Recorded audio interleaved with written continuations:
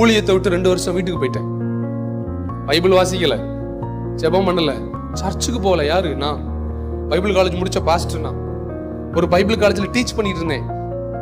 4 சர்ச்சில் அசிஸ்டன்ட் பாஸ்டரா இருந்தேன். அப்பவும் என் கூட இருந்தார். 2 வருஷம் கழிச்சு என் வீட்டுக்குள்ள ஒரு என்கவுண்டர் நடந்துச்சு. சும்மா வீட்டுக்குள்ள சாம்பார் சாதம் சாப்பிட்டுட்டு இருக்கும்போது ஒரு பிரச்சனை வந்து இறங்குச்சு.